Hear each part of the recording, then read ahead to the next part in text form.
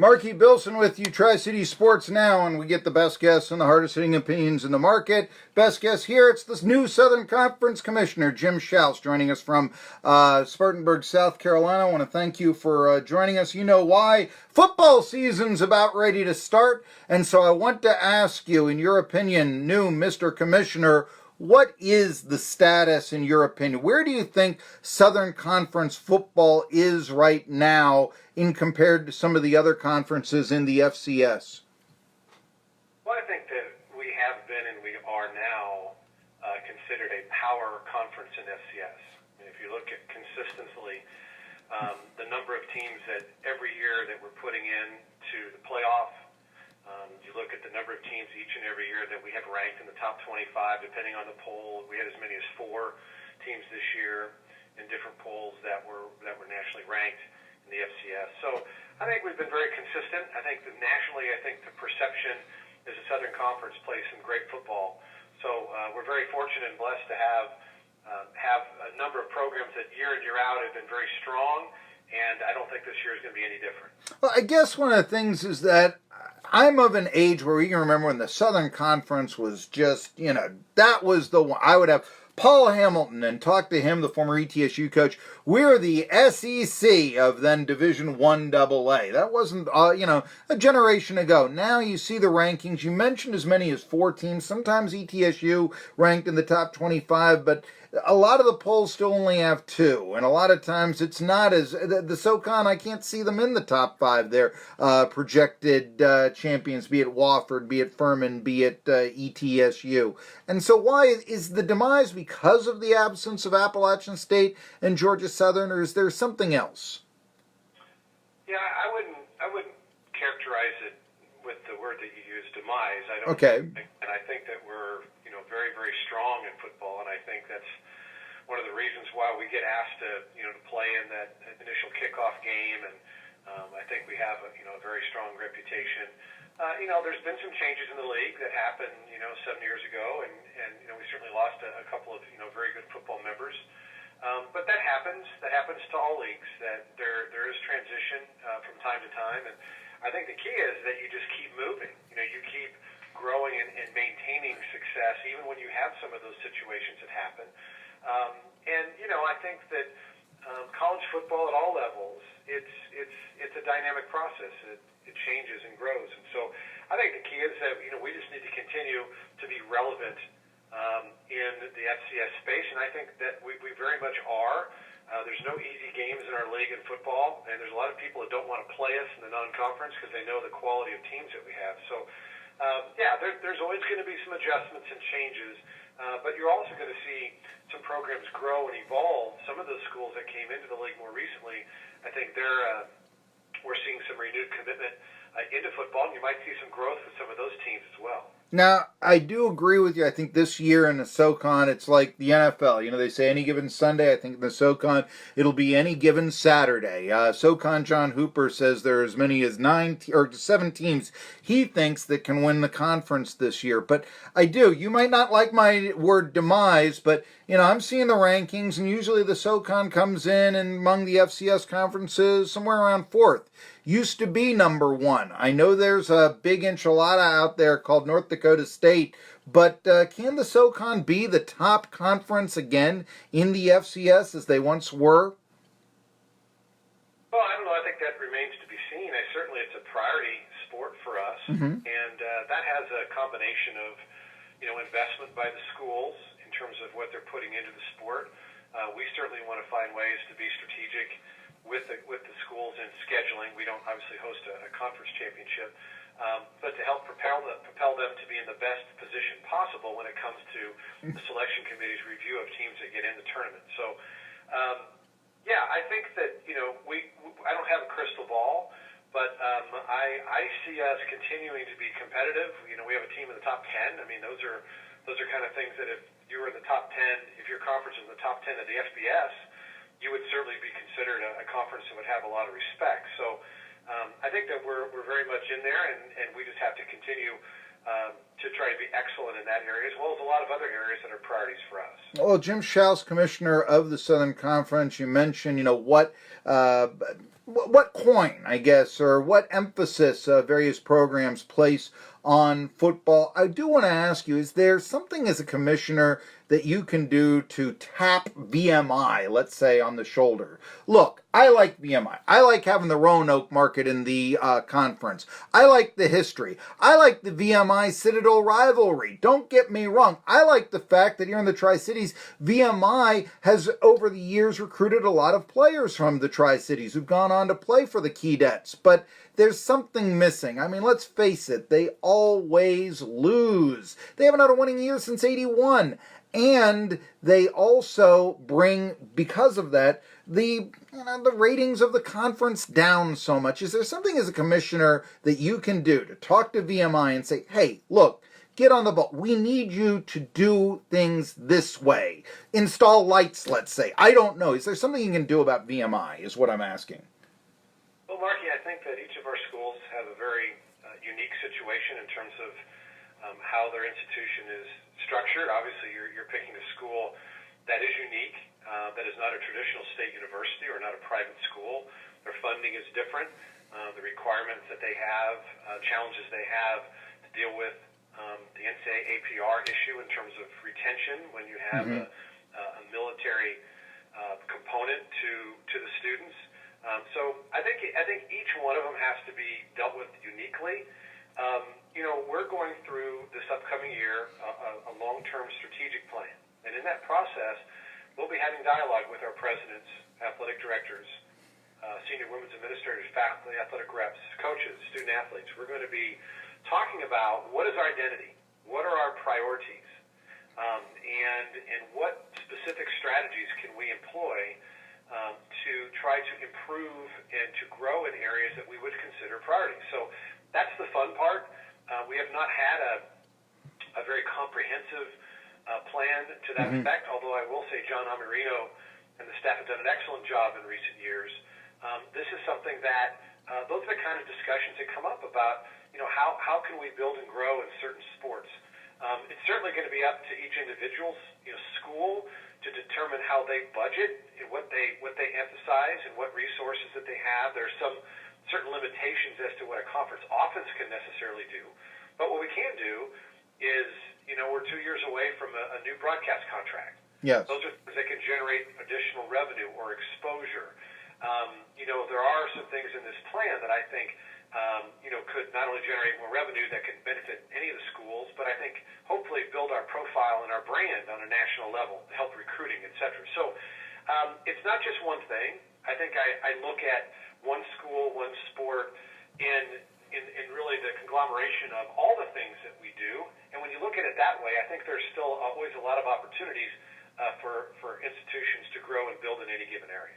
Well, we're talking to Jim Schaus. He's the Southern Conference Commissioner. You mentioned about maybe revenue. 2 years left on the TV contract. Now, from what I understand, I think it's Nexstars who you have the affiliation with, and that in the Tri-Cities is WJHL. But when I've talked to their general manager and such, they're, boy, we have commitments here. We've got to have the SEC on, even if we wanted to put the more localized Southern Conference game on and such. Is there going to be a station that is going to air the Southern Conference every week over the air in the Tri-Cities that you're aware of?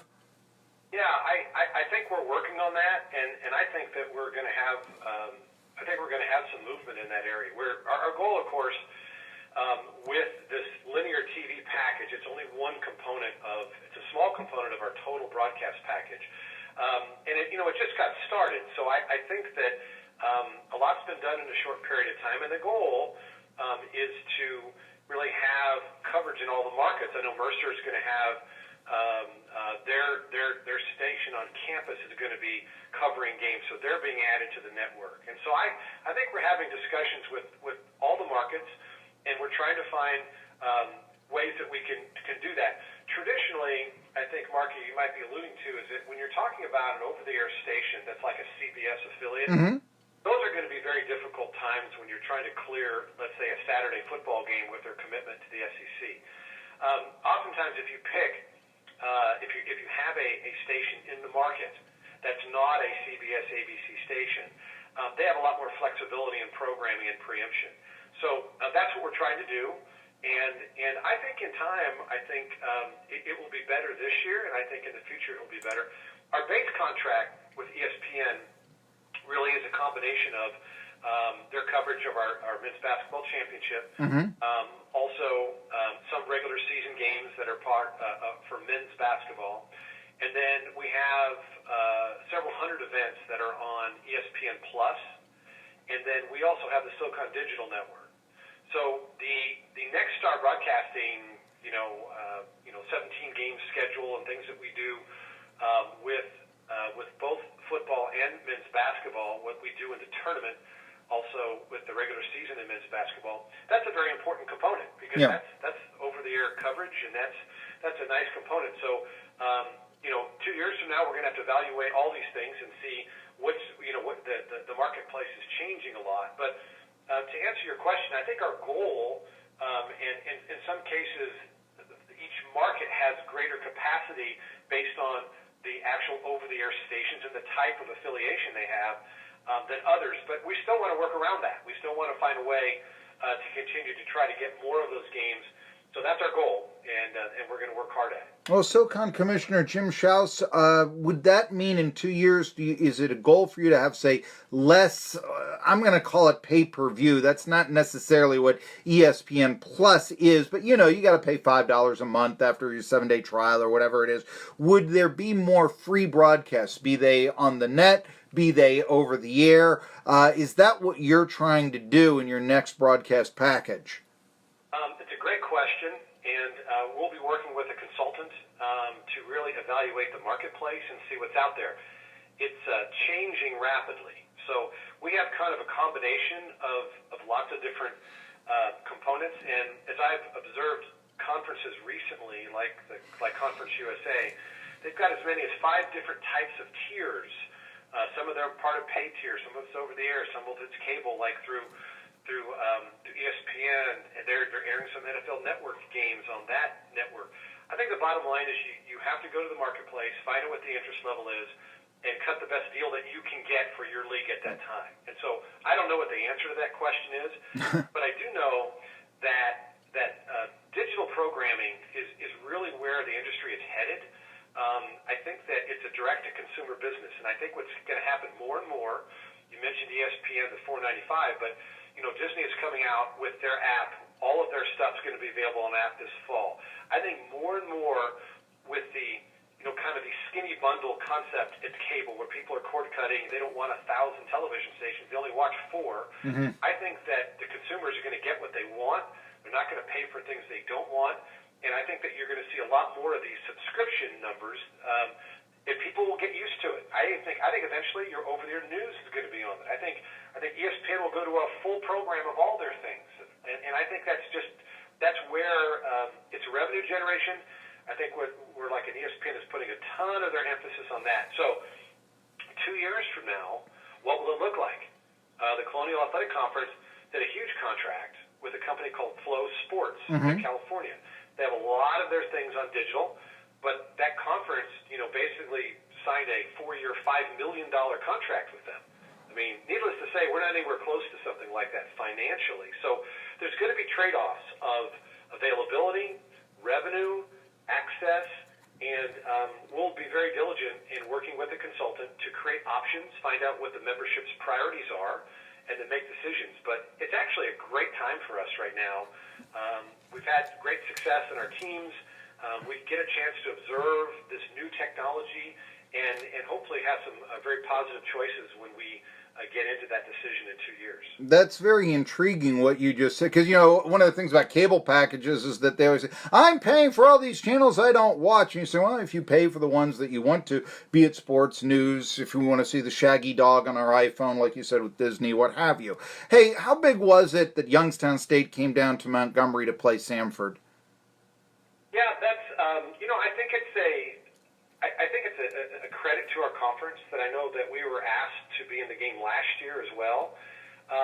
That we have a reputation. There are a number of good FCS conferences, and we were asked to do that.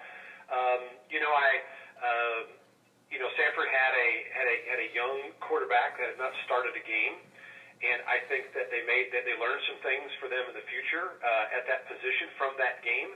But you go into a team that's got a really good defense, and that's tough. I think a year ago, that results would have been different with the quarterback they had. Yeah, well, he may make the Steelers. I mean, that's the scuttlebutt in Pittsburgh. But yeah, I know where you're going with that. Yeah, he was the FCS National Player of the Year, the Walton Sure. Award winner. So I mean, he set the FCS. You're really doing some well as a conference. I was interrupting Jim Schaus, Southern Conference Commissioner. Imagine the ego here, but no, I just wanted to point out he broke the FCS passing record that was held most yards in a career, held by Steve McNair in Johnson City, did Devlin Hodges. And yes, there's a lot of conversation if he'll make the Steelers or not. But I do want to ask, you mentioned, okay, Sanford had to break in a new quarterback. They did lose by 3 touchdowns, so I should ask, hey, look, I remember when the Southern Conference was beating Youngstown State, and when they were led by Jim Tressel, just like now, just in a different way, in the then 1AA championship game. So how disappointing was it for the SoCon to lose handily by 3 touchdowns in their home state to the Penguins? Well, I think that Sanford was not picked even in the top half of our league this year. I picked them for last, so there you go. So I think that if you look at 2 different leagues, I mean, if they would have gone up against Wofford or Furman or some of our top teams, would the results been different? Yeah, I think it would have been. I mean, they're I think again they're a young team. I think they're going to continue to get better. If you watch the game, that game really was a lot closer. There was 4 turnovers by them. There were balls there were 2 plays that I thought was a little close in terms of the call on that, and that game could have hinged differently as they were driving for 2 touchdowns. They could have scored on those plays. 14 more points would have maybe changed the way that it was played. But I mean, obviously Youngstown was better on that day, and I think Sanford will be better and will learn from it. We'll move forward. But again, I think you could take one of our top teams against one of their teams not picked in the top of their conference this year, and you could have a similar results our way. So I think it's just a case by case situation. Okay, I know you're going to be hating this question, but it's the last one, and I think it is valid. I know people might say that you'd be biased if you give me a single answer, but I'm going to ask it anyway. Who's the team to beat this year in the SoCon? For football? Yes. Well, I think you've got Wofford and Furman that are ranked at the top, but and so I would say those are things that people, prognosticators, even the coaches as they voted, placed those. So I put a lot of stock in what the coaches think. But you got Chattanooga and ETSU and Citadel, and you've got a number of teams that very easily could make something happen. I think a team that is a sleeper is Western Carolina. That's a team that, with the quarterback they have, they've got some great team speed. That's a team that may not be in people's eye. They could jump up and get a bunch of teams this year. So that's what makes the league so great. There's so much competition, and that's why we get to sit back. It doesn't matter what people predict. It only matters what actually happens. So let's enjoy some great SoCon football, and also what we've got in volleyball and soccer, and we've got some great fall sports, and it can be very, very exciting this year. I've been waiting to talk about the SoCon soccer, but I have a lot of stories here. You've got a lot to do, Jim Schaus, Southern Conference Commissioner, but thank you for joining us on Tri-City Sports Now. Anytime, Marky. You have a great day, man. All right. Thank you.